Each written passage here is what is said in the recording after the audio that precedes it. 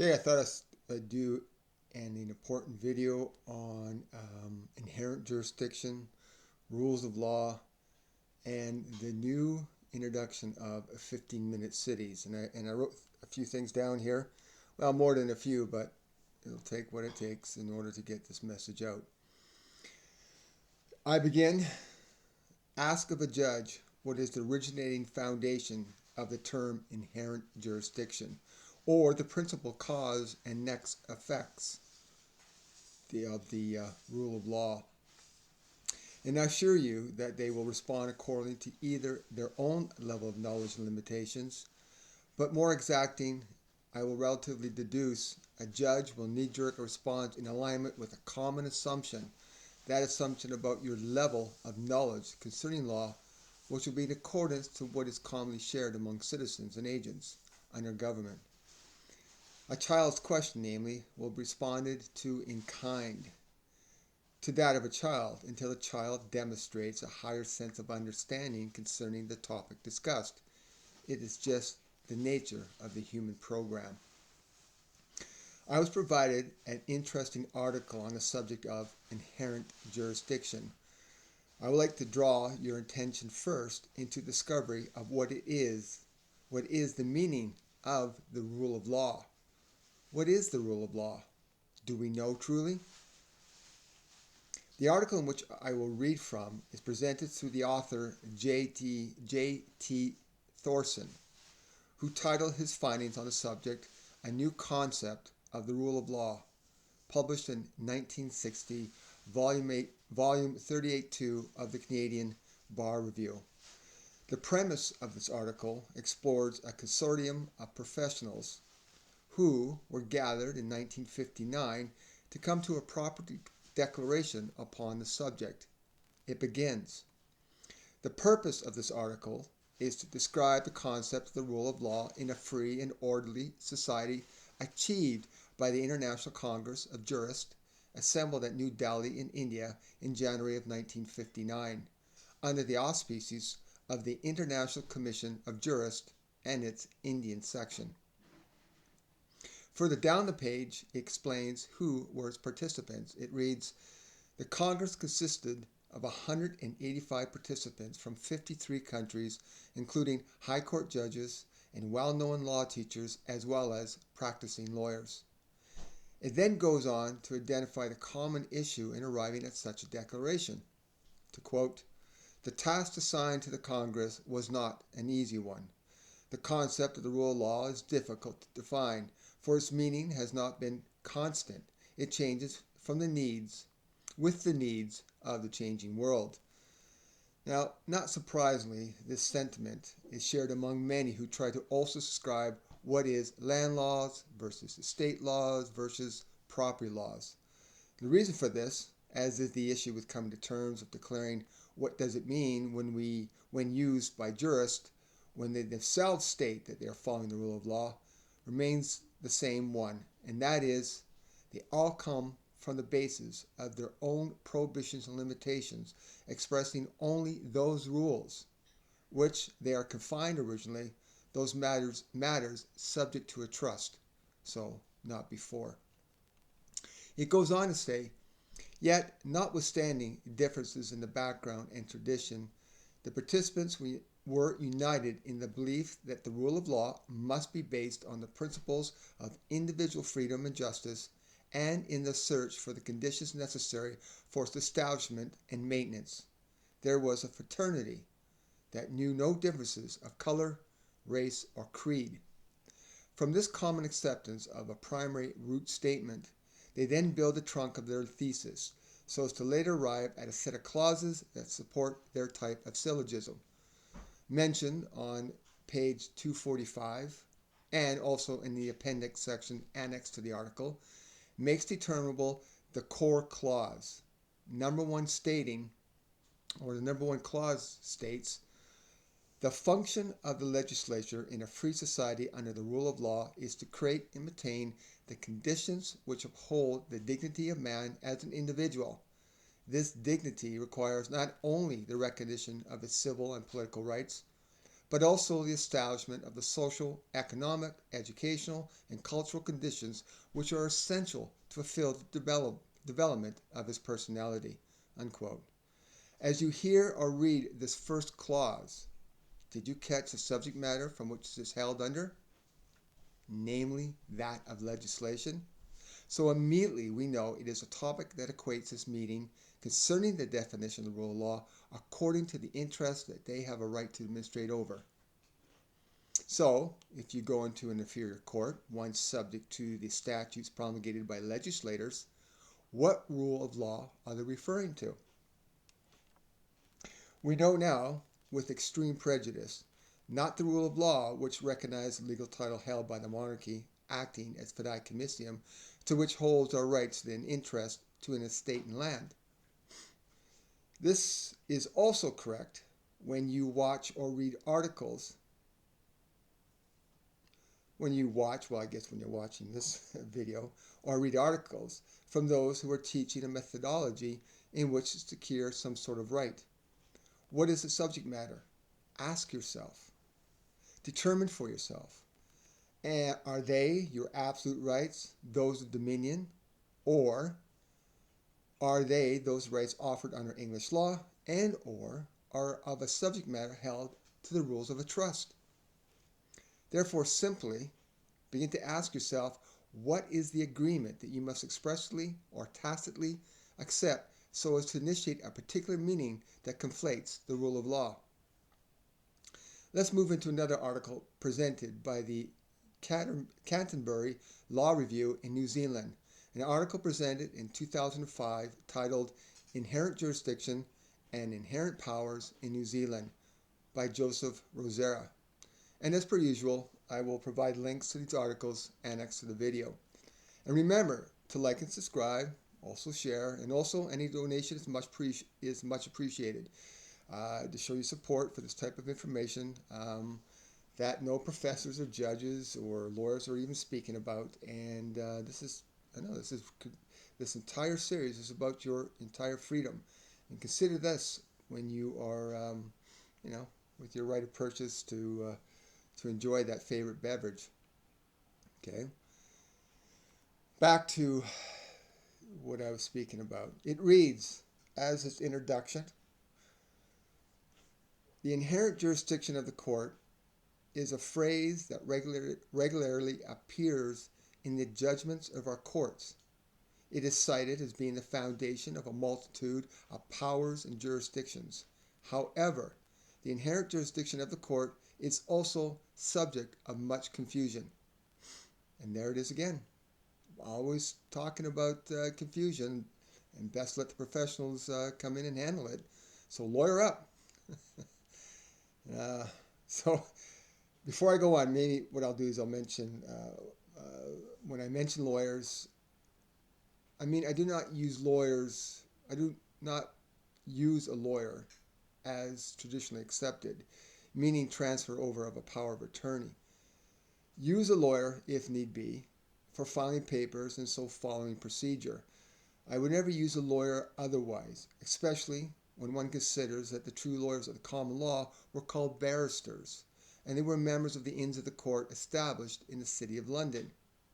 Didn't the barons take over this area as a land interest not subject to the king around the time of the Magna Charta?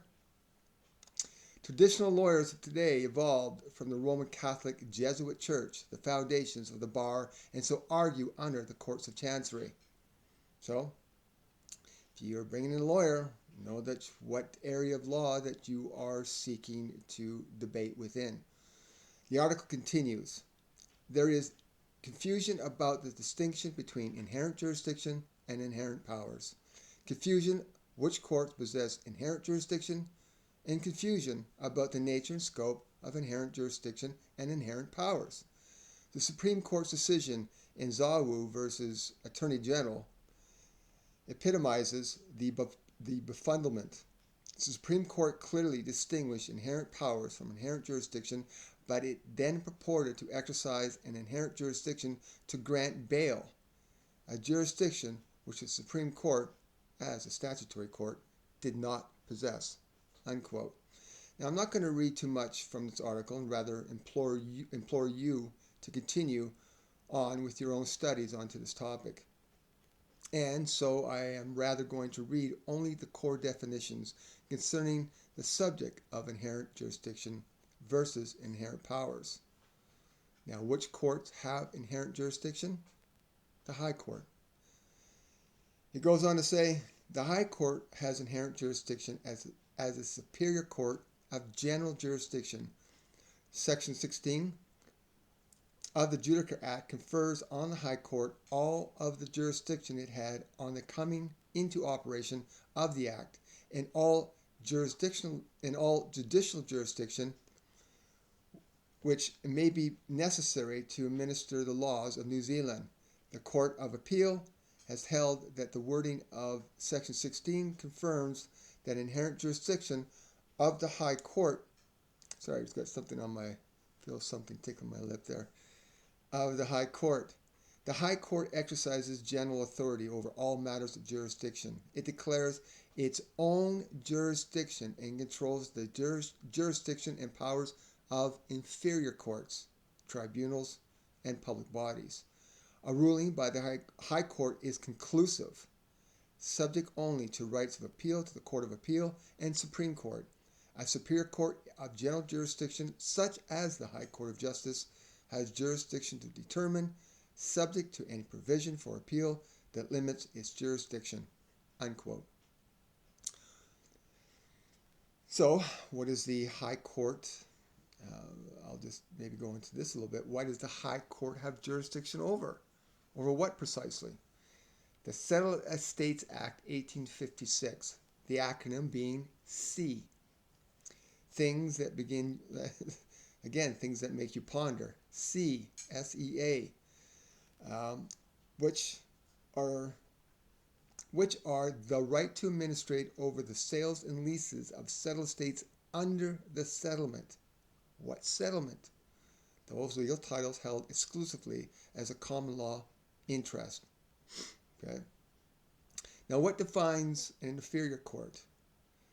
Those courts, also known back in the day as the Dusty Foot Courts, during the necessity for matters pertaining to the laws of merchants to arrive at quicker decisions than offered through the common law courts.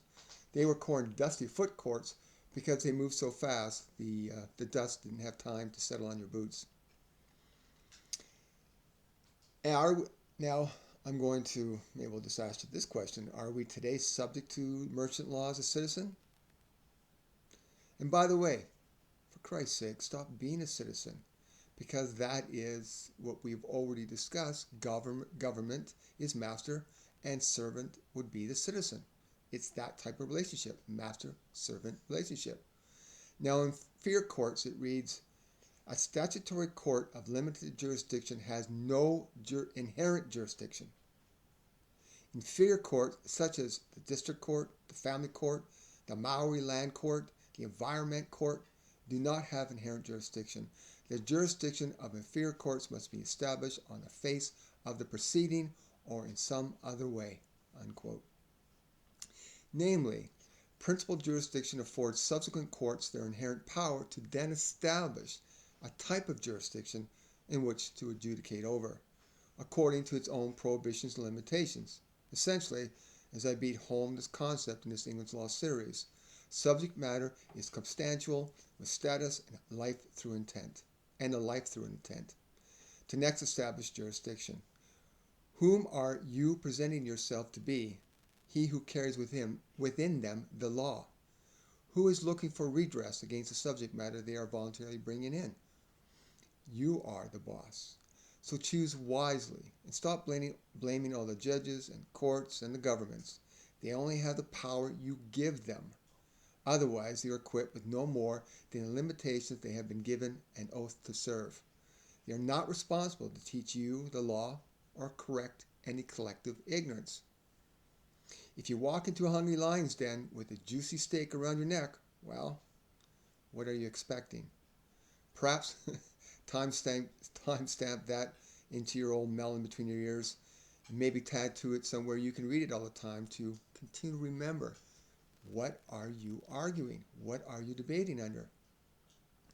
I was reading earlier discussion from a man I deeply respect in relation to knowing the intricacies of what is law. Although we do not see eye to eye on the basic foundations of reasoning before law, he is nonetheless gifted with the capacity to best comprehend through the textbook mind needed in order to explain what is law, according to its development and separation of subject matter versus status. The topic he was discussing was about the development of these 15-minute cities. And as usual, he hit it out of the park with his explanation, because he can see from the top-down view as we are learning through this English Law series,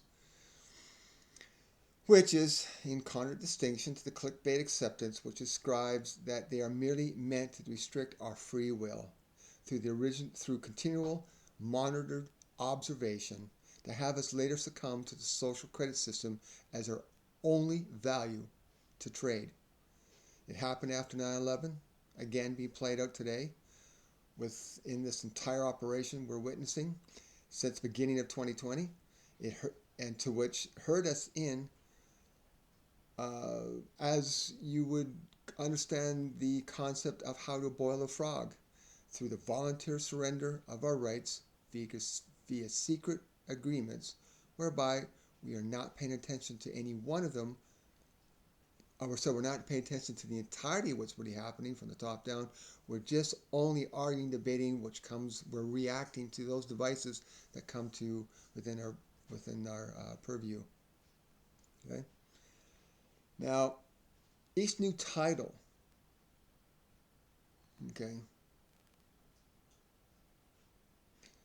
Actually, I should have jumped ahead. I wrote here, he rationally stated, paraphrasing what he said here, that the government what the government is doing now, as they have done so often in the past, is create another title to the use of land. Each new title then allows for new rules of law, and so this ushers in rights that need legislation to arrive at a new inherent power and therefore a new jurisdiction for courts to adjudicate over. There it is, succinct and to the point. This is exactly the principal purpose as we have come to learn. These 15-minute cities are evidence of the creation of new titles to land, as were the ones created throughout the annals of English law history.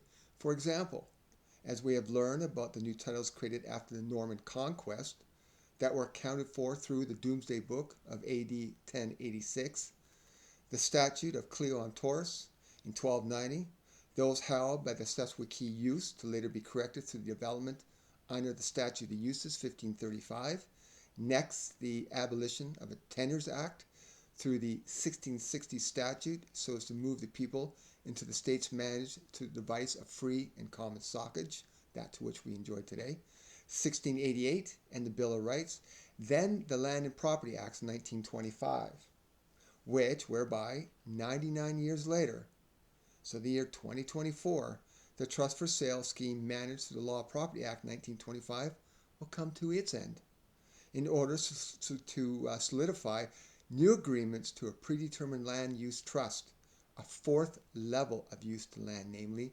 coined in the public as the Fourth Industrial Revolution. And it's subject to the previous third level of use of land being settled and publicly known as the Third Industrial Revolution. And it's all acting according to the settlement of this previous trust for sale, whereby it has to be settled. Before a new interest begins, especially under common law, a previous state has to end, so such as the rules of inheritance, a death. Okay? A death ends the estate and creates a brand new one in reversion. Well, not reversion, sorry, but in remainder. But remember, we're only concerned about reversion, so just making a reference, not to get you stuck on thinking you need to start learning what remainder is all about. It's not our interest. We are the grantor, we're the settler to the trust. We are going to have our legal title returned to us through the act of reversion, which is an operation of law, whereby remainder will be an act of parties, not our interest. Okay. Now remember, quantity of state does not exactly refer to the size of the lot, but rather measured through its limitations imposed upon the land. That's how lesser estates are created. More limitations, more impositions, and so forth. That also creates brand new titles. And what does a 15-minute city do? Create a whole brand new set of titles, therefore a whole new set of rules that they will then start from that point legislating and creating rules as they come up. And as they did since 1925 and under the constitutions, they'll just create rules until they get to a point and then end it and a new estate begins. Okay? It is suffice to say, if you do not know where the problem exists, meaning the law is moving this agenda right now. Okay, we are all collectively providing the momentum for this agenda to reach its preemptive end. Each time we debate under the subject matter to which the agenda is fastened to. It is just that simple, not that difficult. So where or who is the only problem then? Whereby the maxim of law states, ignorance of the law is no excuse to be in violation of the law. So just ask yourself before you act, what rule of law are you prostrating under currently? Please take a second to like and subscribe, if not already. Share this video with your teachers or friends and family so as to imbibe some discussion, to get to the crux of the matter. And so eventually to return each of us back into our own true power that has only ever existed, and that is of our dominion right, which is before the law and those interests of the world. And that's only going to be realized through our own initiation into putting some investment into our education. Additionally, take time to comment or ask questions. I will do my best to reply. And thank you to all that have donated to me this far. It's very greatly appreciated. Talk to you soon.